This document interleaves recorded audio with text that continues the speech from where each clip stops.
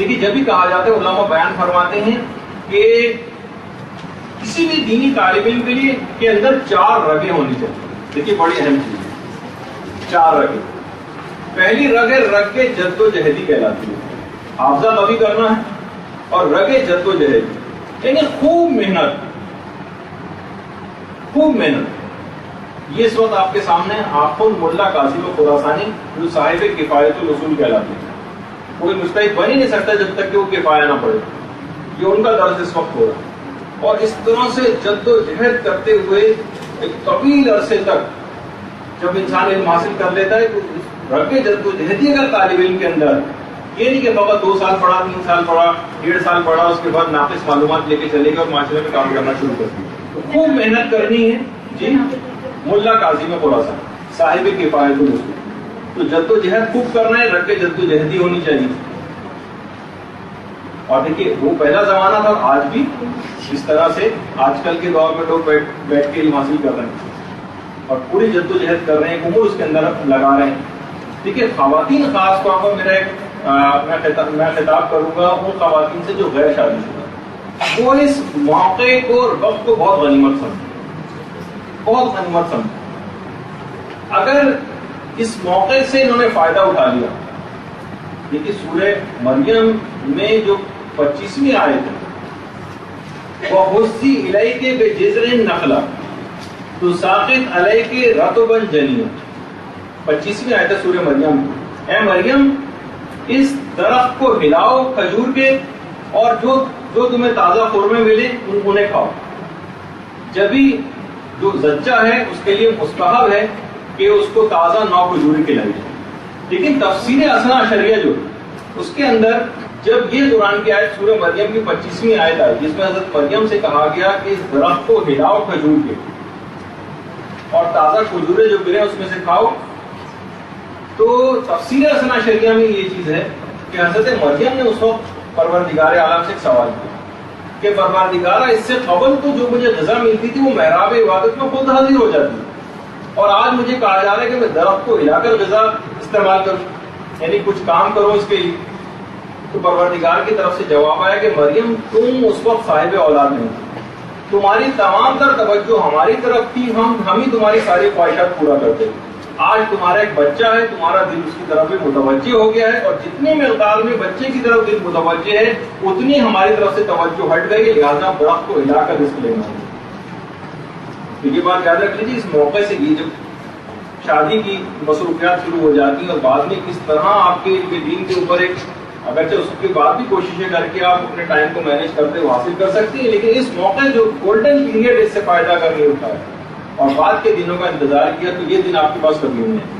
جبکہ آیت اللہ مستحقی تہرانی فرماتے ہیں کہ جہاز میں جب لوگ جہاز لینڈ کرنا چاہتا ہے رن وے پہ تو اکثر کنٹرول ٹاور سے یہ چیز اعلان ہوتا ہے کہ پہلے کئی اور جہاز آپ سے پہلے فضا میں یا تو آپ چکر لگاتے رہے کسی اور ایئرپورٹ کی طرف چلے جائیں.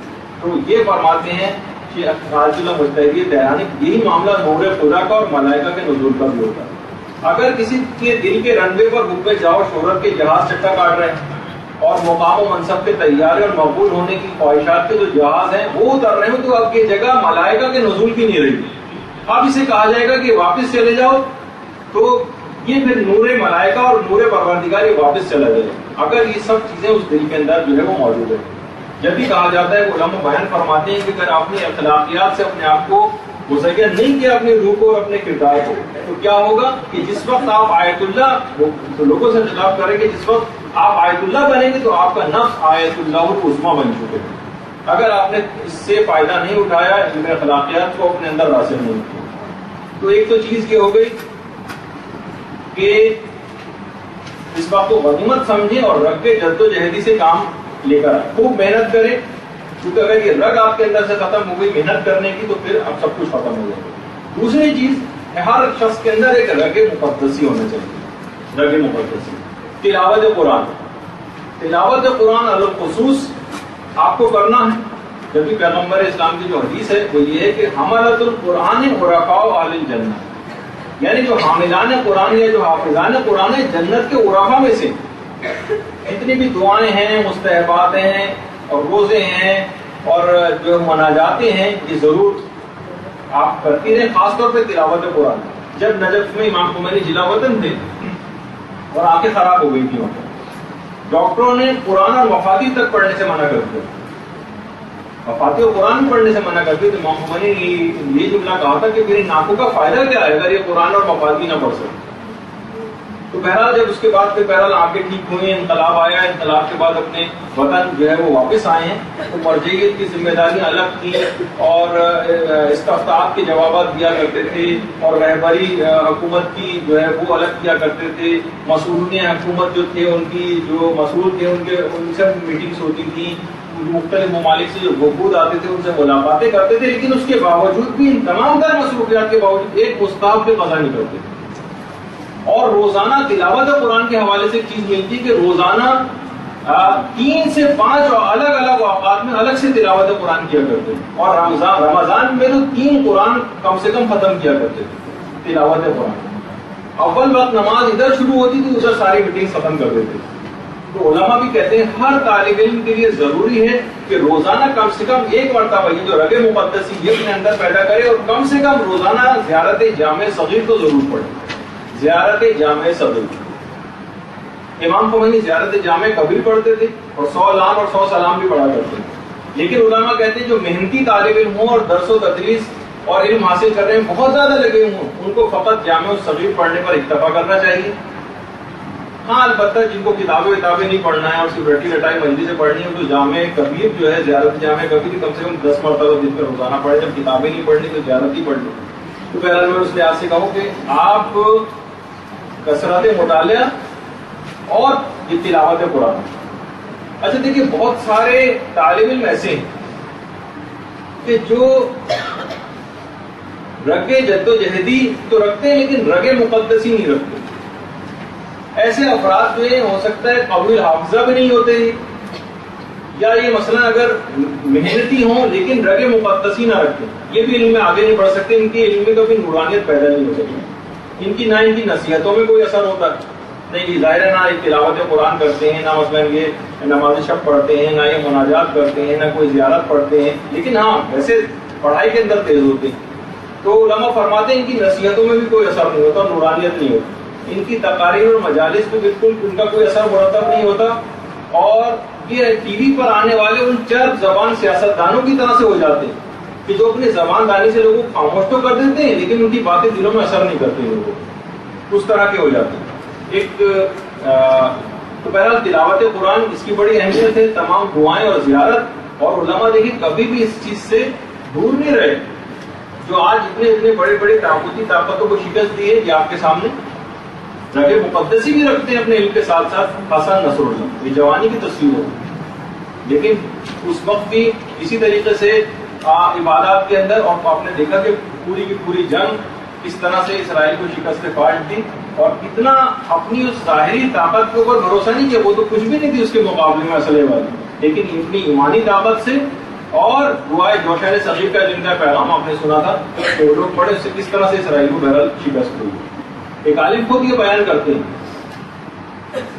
اسی طریقے سے دیکھیے رہبر موسم، ہر وقت آپ ان افراد کی جو جتنی بھی تصاویر دیکھیں گے ہاتھ خدا کی طرف اٹھے ہوئے دیکھیں گے.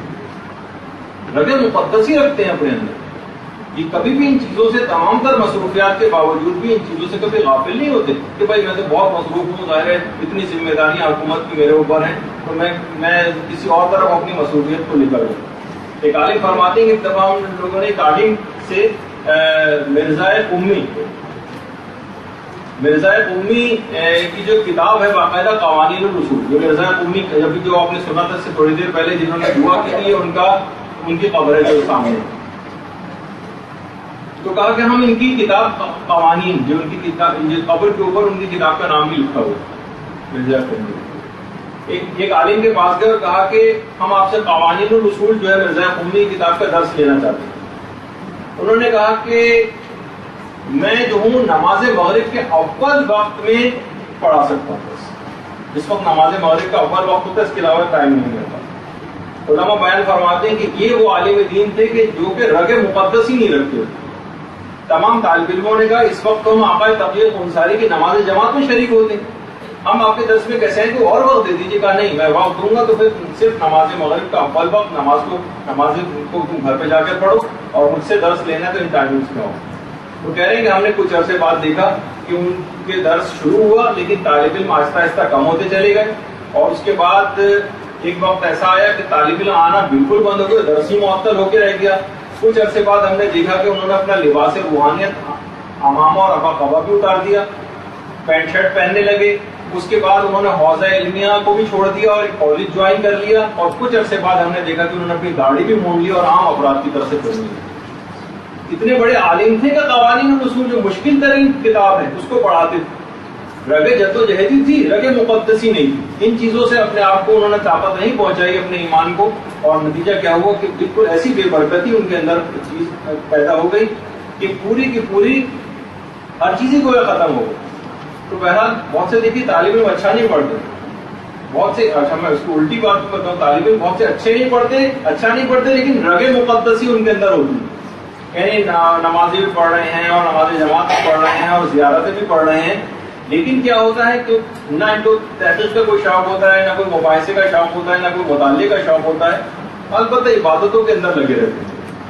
تو ایسے افراد کیا بن جاتے ہیں, عالم تو نہیں بن پاتے, عابد بن جاتے ہیں. ٹھیک ہے, عابد کا جو ثواب ہے ان کو ملے گا لیکن بہرحال وہ عالم اور عابد کا جو فرق ہے وہ بہرحال وہ ان کے اندر چیز نہیں آ پاتی. اور تیسری چیز, اچھا یہ بلکہ ایک اور بتا دوں کہ جن میں رگے مقدسی ہوتی ہے لیکن رگے جدوجہدی نہیں ہوتی, کہ مدرسے سے اگر فارغ بھی ہو جائیں تو اپنے کم علمی کی وجہ سے اور اپنی بے عملی کی روش کی وجہ سے یہ لوگ مدرسے کو بھی بدنام کرتے ہیں. تیسری رگ, بلکہ 4 رگیں تو ٹائم سے اتنا زیادہ نکلا جا رہا ہے, بہرحال اب 1 گھنٹہ رہ گیا, دوسرے جو آئیں گے ان سے میں پہلے سے بات کر کے آ گیا تھا کہ بات اتنی طویل ہو جائے گی. اس کے بعد ہے رگے توسلی ہونی چاہیے. اس کے رگے توسل, امام سے توسل کرنا, آئمہ سے توسل کرنا, معصومین سے توسل کرنا, امام زمانہ علیہ الصلوۃ والسلام کی ذات گرامی سے توسل کرنا.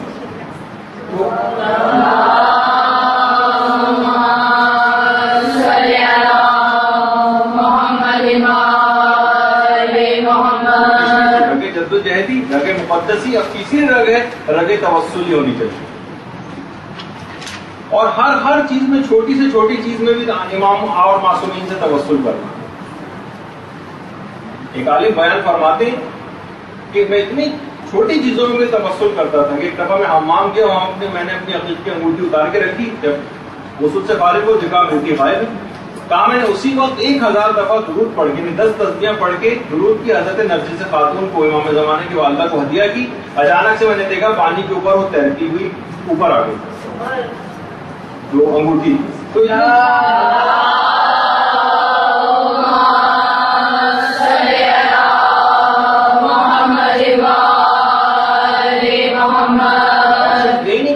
ہی سے صرف توسل, بلکہ بزرگ علماء کے قبور پہ جانا بھی علماء کے طریقہ کار رہا. آیت اللہ بروجردی کے متعلق تو ملتا ہے کہ روزانہ صبح کو مرزا قومی کی قبر پہ جاتے تھے, جن کا اپنی حاجات طلب کرتے تھے پروردگار سے, ان کے وسیلے سے دعائیں مانگتے تھے اور پھر واپس آتے تھے. اور علماء فرماتے ہیں کہ رگے توسلی میں ایک چیز اور بھی شامل, وہ یہ ہے کہ جب بھی کبھی آپ کہیں پہ بھی درس اپنا آغاز کریں تو شاید مدرسے کا ایک الگ ایک پیٹرن ہوتا ہے, لیکن جب عوامی درس آپ اسٹارٹ کریں تو وہاں پر مصائب اور فضائل کا بیان ضرور اپنے درس میں کریں. یہ رگے توسلی کا ایک حصہ ہے مصائب اور فضائل پڑھنا. یعنی ان میں یہ چیز اگر آپ نے نہیں رکھی تو آپ کے درس میں کوئی نور نہیں ہوگا. جب بھی کہا جاتا ہے کہ فضائل اور مصائب اہل بیت نمک کی ممبر, یہ ممبر کا نمک ہے, اس سے ممبر پہ جو چاشنی اور مزہ لوگوں کو آتا ہے وہ فضائل اور مصائب کے ذریعے آتا ہے. باقاعدہ عبد الحادی شیرازی, جن کا وہ بھی میں نے سنایا تھا کہ وہ زیارت پڑھا کرتے تھے نماز سے پہلے خوشبو وضو کے لیے, وہ ہر ہفتے گھر میں اپنی تمام عورتوں اور بچوں کو جمع کرتے تھے اور مقاتل کی کتابیں کھول کر اس میں سے مسائل پڑھ کے سناتے تھے. اور ایک دفعہ شیخ جعفر علی کشف الغطا, انہوں نے ملتا ایک دفعہ کہ انہوں نے اپنی پوری تحقیق کے بعد اختلاف روایات کو ہٹا کر اور شہزادی کونین کی جو شہادت کی تاریخوں میں اختلاف ہے اس میں ایک نتیجے پر پہنچ گئے اور ایک حتمی تاریخ کا تعین کر دیا. تحقیق مکمل ہو کہ شہزادی کی شہادت اس تاریخ کو واقع ہوئی. ان کے شیخ جعفر علی کشف الغطا کے جو فرزند تھے, انہوں نے شہزادی کونین کو خواب میں دیکھا. شہزادی کہنے لگے خواب میں آ کر اپنے باپ سے کہو کہ وہ کیوں چاہتے ہیں کہ لوگ کئی دنوں کے بجائے فقط ایک دن مجھ پر گریا کریں. اختلاف روایت کو ایسے ہی رہنے دو تاکہ لوگ کئی دنوں تک میری مظلومیت پہ گریا کریں. جو خود رگ توسلی میں یعنی گریا اور مسائب یہ تمام چیزیں یہ ضرور اس کے اندر جو ہے وہ شامل رکھنی چاہیے. اور یہی وجہ ہے کہ آقا نائنی تمام طالب علموں کے ساتھ مل کر خوب ماتم کیا کرتے اور یہی طریقہ کار آیت اللہ شیخ عبد الکریم حائری کا بھی. اور یہی ہمیں اپنے دیگر علماء اور مراجع کا بھی نظر آتا ہے کہ اپنی اس رگ توسلی کو یہ گریہ ازاری کو ہمیشہ شیخ جواد تبریزی آیت اللہ وحید خراسانی اکثر لپٹ کے ایک دوسرے سے مصائب کے اوپر رویا بھی کرتے تھے. بلکہ اکثر علماء تو یہ کہتے تھے کہ یہ جو درس اکثر علماء مخصوص شہادت کے ایام میں درس کو معطل کر دیتے تھے اور کہتے تھے کہ اصل میں جو یہ مجلس و ماتم ہے یہ درس اصلی ہیں اور یہ ذرا ذرا کی جو گردانی ہے درس فرعی ہے. یعنی کہتے تھے آج ہم نے کلاس کو تبدیل کر دیا. اور آیت اللہ مرشی نجفی فرماتے تھے کہ صرف ہمارے حجرے میں صرف 2 افراد کی گنجائش ہوتی تھی, میں اور امام خمینی دونوں مل کر شہادت کے ایام میں خوب زوردار ماتم کیا کرتے تھے اپنے حجرے میں. تو بہرحال دیکھیے بہت سے علماء تو اس طرح سے بھی توسل کرتے ہیں اور ایک طریقہ کار یہ بھی مرزا قومی جن کے بھی آپ نے خبر بھی دیکھی تھی ان کے متعلق ملتا ہے کہ زیارت جامع کبیر پڑھ کر حضرت اسرائیل کو ہدیہ کرتے تھے کہ جب وقت مرگ میرا آئے اور روح نکالے جانے کا موقع ہو تو اس وقت حضرت اسرائیل مجھ پر آسانی کے ساتھ میری روح کو نکالے. یہ بھی آپ طریقہ کار رکھیں کہ جو ثواب ہے یہ حضرت اسرائیل کو بھی ہدیہ کیا کریں اس نیت سے تاکہ جب وقت انتقال قریب آئے تو ہمیں اس کا فائدہ پہنچے. اور چوتھی رگ جو ہونی چاہیے رگ جدوجہدی, رگ مقدسی, رگ توسلی, اور چوتھی رگ اس کا نام ہے رگ عوامی. عام لوگ جس طرح سے زیارتوں پر جاتے ہیں, مجالس برپا کرتے ہیں, ماتم داری کرتے ہیں, عزاداری کرتے ہیں, دینی رسومات کے اندر سرگرم عمل نظر آتے ہیں, صاحبان ایمان کو بھی ان سے پیچھے نہیں ہونا چاہیے, علماء کو بھی ان سے پیچھے نہیں ہونا چاہیے. یہ نہ سوچیں کہ بھائی یہ تو بڑے عوامی قسم کے کام ہیں, ہم تو بڑے علماء ہیں, یہ عوام کو کرنے تو ہمارا کام تو تحقیق اور علم کی جستجو ہے. جیسے کہ عموماً جو خواتین ہیں, ایک دفعہ ہوا تھا یہاں پر وہ حضرت علی اصغر کے حوالے سے ایک وہ نکالا جاتا ہے, ایران کے اندر بھی جلوس نکالا جاتا ہے جس میں ہرے رنگ کے کپڑے بچوں کو پہنائے جاتے ہیں. تو انہوں نے باقاعدہ ایران سے وہ کپڑے بھی آئے تھے کہ وہ اس جلوس میں بچوں کو کپڑے پہنا کے لائیں. تو کسی خاتون ذاکرہ نے جملہ کہا تھا جو آج تک یعنی میں اس کی کڑواہٹ اپنے اندر محسوس کرتا ہوں, ہم نظریاتی ذاکرہ ہم سے کیا کام لیا جا رہا ہے بچوں کے ہرے رنگ کے کپڑے وغیرہ پہنا. تو اس قسم کے جو جن میں رگ عوامی نہیں ہوتی, یہ دیکھیے ان کے ساتھ بھی بڑا مسئلہ ہوتا ہے, ایک قسم کا تکبر ان کے اندر آ جاتا ہے. آیت اللہ شیخ عبد الکریم حائری کے متعلق ملتا ہے, یہ پاؤں برہنا پیشانی کے اوپر مٹی لگی ہوتی تھی, جسم کے اوپر مٹی لگی ہوتی تھی, گریبان کے بٹن ان کے چاک ہوتے تھے, اس طرح سے عزاداری کرتے تھے جیسے عام لوگ عزاداری کرتے ہیں. ایک رگ عوامی بھی ہونی چاہیے. تو اب دیکھیے بہت سے طالب علم ایسے ہوتے ہیں نہ ان کے اندر رگ جدوجہدی ہوتی, نہ ان کے اندر رگ توسلی ہوتی, نہ ان میں رگ مقدسی ہوتی ہے, نہ ان میں رگ عوامی ہوتی ہے, نہ محنت ہوتی ہے, نہ کوئی مطالعہ ہوتا ہے. ایسے افراد کی اکثر نمازیں بھی قضا ہوتی ہیں, ہم نے دیکھی. یہ افراد دوسروں کو بھی گمراہ کرتے ہیں, خود بھی گمراہ ہوتے ہیں. اب ظاہر جو کوئی شخص نابینا ہے تو وہ ایک نابینا جو ہے دوسرے کو کیا روڈ پار کرائے گا, بلکہ یہ معروف کو منکر اور منکر کو معروف بنا کے پیش کرتے ہیں. اصلاح کے بجائے ایسے افراد زیادہ تر فساد کا سبب بن جاتے ہیں اور خود ساختہ ذاتی نظریات جو ان لوگوں کے ہوتے ہیں اس کو اسلام بنا کر پیش کرتے ہیں. ایسے طالب علموں کو چاہیے کہ اگر یہ 4 چیزیں ہر شخص اپنے اندر محسوس کرے, اگر اس میں یہ نہیں ہے اور وہ اس کو پیدا بھی نہیں کرنا چاہتا تو یہ فیلڈ اس کے لیے بالکل مناسب نہیں ہے. یہ افراد جو ہے ٹھیک ہے تقریریں اور جو اخباری خبریں اور انٹرنیٹ نامہ لوگوں کو اپنی تقاریر کے اندر سناتے رہے, کوئی قرآن و حدیث والی چیز جو ہے پیش نہ کریں اور ان کے لیے بہت ساری جو فیلڈس اور ہیں اس کا انتخاب کریں. تو ورنہ یہ اگر انہوں نے کسی اور فیلڈ کا انتخاب نہیں کیا اور اسی فیلڈ کے اندر ہی مذہب کے اندر آگے بڑھتے رہے تو یہ دوسروں کو بھی گمراہ کریں گے اور خود بھی جہنم میں جائیں گے اور اپنے ساتھ دوسروں کو بھی جہنم کے اندر ڈالیں گے. برحمتك يا أرحم الراحمين وصلى الله على محمد وآله